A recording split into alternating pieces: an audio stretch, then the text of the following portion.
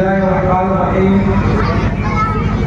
الحمد لله رب العالمين والعاقبة للمتقين والصلاة والسلام على سيد المرسلين وعلى آله وصحبه أجمعين أما بعد قال النبي صلى الله عليه وسلم خيركم من تعلم القرآن وعلمه أو كما قال عليه الصلاة والسلام. بزرگان محترم، اس مجلس کے صدر اور اس ادارے کے صدر ہم سب کے مشرق و مربی حضرت مفتی ابوذر صاحب دعوت برکاتہ ہوں. اسی طریقے سے اس ادارے کے بانی اور ناظم روح روا جناب الحاج حسیب احمد صاحب ریسی آبادی سے تعلق رکھتے ہیں. حضرت مفتی ثناء الہدیٰ صاحب نائب ناظم مہاراشٹریا جو ہم سب کے بزرگ اور ہم سب کے لیے مثالی خدمات انجام دینے والی شخصیت ہے جو ابھی آپ کے سامنے سے رخصت ہوئی ہے الحمدللہ. اس ادارے کے صدر اور اس ادارے کے صدر مدرس مفتی عبداللہ صاحب، ناظم تعلیمات صاحب، ماسٹر نیاز الرحمان صاحب اور ادارے کے سیکریٹری جناب بشیر الحق صاحب اور تمام سامعین جو دور دراز سے تشریف لائے ہیں، طلبہ اور اساتذہ، میں ان تمام کا تہہ دل سے شکریہ ادا کرتا ہوں. حضرات، وقت میں گنجائش نہیں، میں نے آپ کے سامنے ایک چھوٹی سی حدیث پڑھی ہے اور اس مناسبت سے پڑھی ہے کہ ابھی کی جو مجلس ہے وہ تکمیل قرآن کریم کے عنوان سے منعقد ہوئی ہے اور مجھے کہا گیا ہے کہ تاثرات پیش کرنا ہے. اس سلسلے میں یہ بتا دوں کہ شے اپنی نسبت سے عظیم ہوا کرتی ہے. آج کی یہ مجلس قرآن کی نسبت سے منعقد ہوئی ہے. ظاہر ہے کہ اس مجلس کا کیا کہنا اور اس کے فضائل و برکات کا کیا کہنا یہ بیان کرنے کی ضرورت نہیں ہے. ہم آج اپنے قیمتی وقت کو یوں ہی ضائع کر لیتے، لیکن اس قرآن کی نسبت سے یہاں جمع ہوئے ہیں. اگر ہم نے اپنی نیتوں کو خالص کر لیا، ہم یہ سمجھتے ہیں کہ ہمارے نجات کے لیے کافی ہوگا. بہت خوش نصیب ہے یہاں کے اساتذہ اور یہاں کے ذمہ داران، خصوصاً حاجی حسیب صاحب، انہوں نے ایک چمن یہاں لگایا ہے. دوستوں، میں یہ کہنا چاہتا ہوں کہ ہم اور آپ جس راستے پہ چلتے ہیں، اگر اس راستے کو اختیار کرتے رہیں گے تو وہ سڑک باقی رہے گی، اور وہ راستہ جس پر ہم چلنا چھوڑ دیں گے تو وہ راستہ بند ہو جائے گا. چاہے وہ سرکاری ریکارڈ کے اندر راستہ کیوں نہ ہو، سروے کے اندر وہ راستہ کیوں نہ ہو، لیکن اس راستے پر لوگ چلنا چھوڑ دیتا ہے، وہ راستہ خود بخود بند ہو جاتا ہے، وسیلہ ہو جاتا ہے اور اس کی کوئی گنتی اور شمار نہیں ہوتا. لیکن وہ راستہ جو سروے کے اندر نہیں ہوتا، سرکاری ریکارڈ میں نہیں ہوتا، لیکن لوگ اس پہ چلنا شروع کر دیتے ہیں تو وہ راستہ زندہ ہو جاتا ہے اور اسی راستے پہ لوگ چلنا شروع کر دیتے ہیں، نشانات گر جاتے ہیں. یہ مدارس، یہ ہمارا راستہ ہے. اگر ہم نے ان کو قائم کیا اور یہاں تعلیم و تربیت کا صحیح نظام قائم کیا اور ہم نے اس کی فکر کی اور اس کے لیے اپنے آپ کو کھپایا تو ہم سمجھتے ہیں کہ ہمارے اسلام کا جو طریقہ ہے، ہمارے مذہب کا جو طریقہ ہے وہ باقی رہے گا.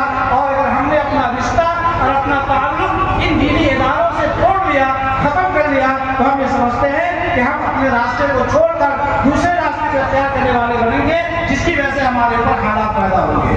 تو غرض یہ ہے کہ ہم اور آپ کی ذمہ داری بنتی ہے کہ ہمارا جو راستہ ہے قرآن کریم کا، ہمارا جو راستہ ہے حدیث شریف کا، ہمارا جو راستہ ہے دینی علوم کا، ہم اس کو مضبوطی کے ساتھ تھامیں. اگر ہم نے اپنا رشتہ قرآن کریم سے جوڑ لیا، حدیث شریف سے جوڑ لیا، ہم یہ سمجھتے ہیں یہی راستہ ہمارے نجات کے لیے کافی ہوگا اور ہماری کامیابی کے لیے کافی ہوگا. یہ کم بڑی بات ہے کہ اللہ کے رسول صلی اللہ علیہ وسلم نے ہمیں رات کو یہ بشارت دی ہے کہ تم میں سب سے بہتر وہ ہے جو قرآن کو سیکھے اور سکھائے. الحمدللہ یہ کام یہاں بھی ہو رہا ہے اور جہاں بھی دینی مدارس قائم ہیں وہاں یہ کام ہو رہا ہے. ہم اپنے بچوں کو یہ بتا دینا چاہتے ہیں کہ آپ مایوس نہ ہو، آپ احساس کمزوری کا شکار نہ ہو. آپ کا مقام رتبہ دنیا کے اعتبار سے بڑھا ہوا ہے، آخرت کے اعتبار سے بڑھا ہوا ہے. آپ وہ ہے کہ اگر آپ نے قرآن کو اپنے سینے میں محفوظ کر لیا ہے اور اس پر اپنے آپ کو باقی رکھا، یہ آپ کی نجات کا بھی ذریعہ ہوگا، آپ کے والدین کے لیے یہ تاج کا ذریعہ ہوگا اور آپ کے اساتذہ جنہوں نے آپ کو تعلیم و تربیت سے آراستہ کیا، ان کے مقام کا کیا کہنا ہے؟ اس لیے مایوس نہ ہو، یہ اعزاز اور یہ ڈگری اور یہ تحفہ دنیا کے کسی علم حاصل کرنے والے کو نہیں ملا ہے کہ وہ کسی کی سفارش کرے گا یا اس کی مغفرت کا اعلان ہوگا، ایسا تحفہ کسی کو نہیں دیا گیا ہے۔ تو احساس کمتری سے نکلیے اور اپنے آپ کو خوش ہوئیے اور اپنے آپ کو دوسروں کے سامنے اس انداز میں پیش کیجیے کہ ہم نے قرآن کریم حفظ کیا ہے، یہ کوئی معمولی بات نہیں ہے۔ اللہ کا شکر ادا کیجیے، لئن شکرتم لأزیدنکم، کہ اگر آپ نے قرآن کریم پر عمل کیا اور اس کو یاد کیا، یہ بڑی نعمت آپ کو ملی ہے، اس نعمت کی قدر کریں گے تو دنیا بھی آپ کی قدر کرنے پر مجبور ہوگا۔ یہ کوئی معمولی علم آپ نے حاصل نہیں کیا ہے، بہرحال اللہ تعالیٰ اس پہ آپ تمام لوگوں کو واقع رکھے۔ بہرحال ہم یہ کہنا چاہیں گے کہ کم عرصے کے اندر، کم وقت کے اندر جس طرح یہ اداروں نے ترقی کی ہے، ایک مثالی ادارہ ہے۔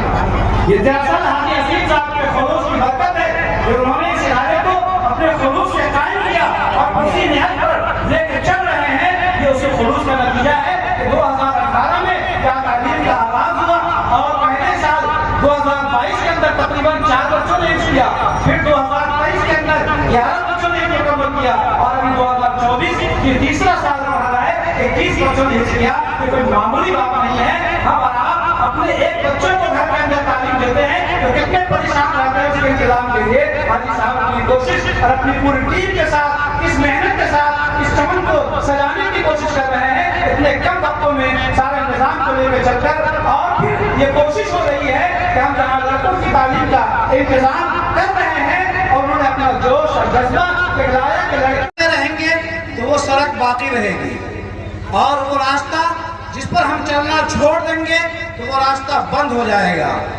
چاہے وہ سرکاری ریکارڈ کے اندر راستہ کیوں نہ ہو، سروے کے اندر وہ راستہ کیوں نہ ہو، لیکن اس راستے پر لوگ چلنا چھوڑ دیتا ہے تو وہ راستہ خود بخود بند ہو جاتا ہے، وہ سیدھا ہو جاتا ہے اور اس کی کوئی گنتی یا شمار نہیں ہوتا۔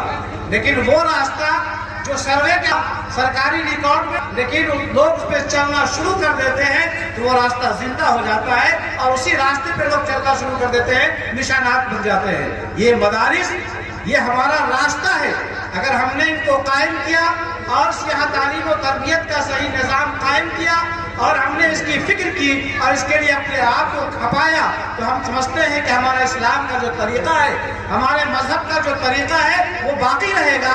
اور اگر ہم نے اپنا رشتہ اور اپنا تعلق ان دینی اداروں سے توڑ لیا، ختم کر لیا، تو ہم یہ سمجھتے ہیں کہ ہم اپنے راستے کو چھوڑ کر دوسرے راستے کو اختیار کرنے والے بنیں گے، جس کی وجہ سے ہمارے اوپر حالات پیدا ہوں گے۔ تو غرض یہ ہے کہ ہم اور آپ کی ذمہ داری بنتی ہے کہ ہمارا جو راستہ ہے قرآن کریم کا، ہمارا جو راستہ ہے حدیث شریف کا، ہمارا جو راستہ ہے دینی علوم کا، ہم اس کو مضبوطی کے ساتھ تھامیں۔ اگر ہم نے اپنا رشتہ قرآن کریم سے جوڑ لیا، حدیث شریف سے جوڑ لیا، ہم یہ سمجھتے ہیں کہ یہی راستہ ہمارے نجات کے لیے کافی ہوگا اور ہماری کامیابی کے لیے کافی ہوگا۔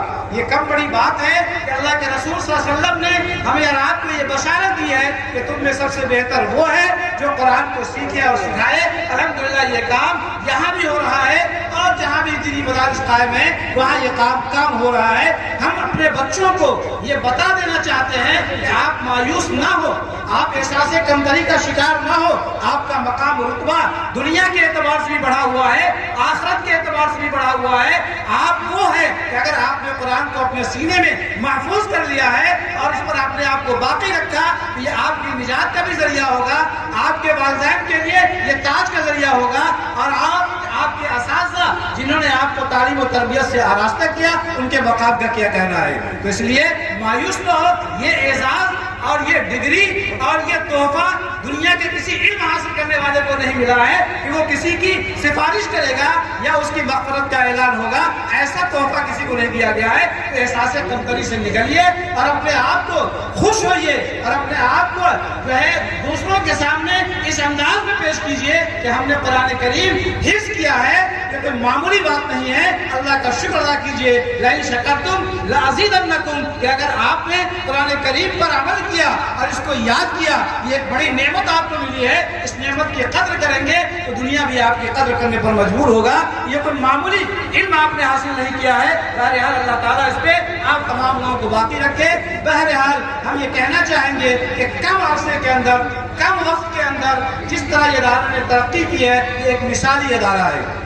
ये दरअसल हाजी असीम साहब के खुलूस की बरकत है कि उन्होंने इस इदारे को अपने खुलूस से कायम किया और उसी निहत पर लेके चल रहे हैं। ये उसी खुलूस का नतीजा है कि 2018 में यहाँ तालीम का आगाज हुआ और पहले साल 2022 के अंदर तकरीबन 4 बच्चों ने हिफ्ज़ किया, फिर 2023 के अंदर 11 बच्चों ने हिफ्ज़ मुकम्मल किया और अभी 2024 ये तीसरा साल रहा है, 21 बच्चों ने हिफ्ज़ किया। ये कोई मामूली बात नहीं है। हम और आप अपने एक बच्चे को घर के अंदर तालीम देते हैं तो कितने परेशान रहते हैं उसके इंतजाम के लिए। हाजी साहब अपनी कोशिश और अपनी पूरी टीम के साथ, इस मेहनत के साथ इस चमन को सजाने की कोशिश कर रहे हैं इतने कम वक्तों में सारे निजाम को लेकर चलकर। और फिर ये कोशिश हो रही है कि हम जहाँ लड़कों की तालीम का इंतजाम कर रहे हैं और उन्होंने अपना जोश और जज्बा दिखलाया कि लड़कियों का भी निजाम हम कायम करेंगे, अल्लाह उनकी उम्र में बरकत दे और अल्लाह ताला उनसे काम ले। सही कहा हज़रत मुफ्ती सनाउल्लाह साहब ने कि नेमत जो घर के अंदर होती है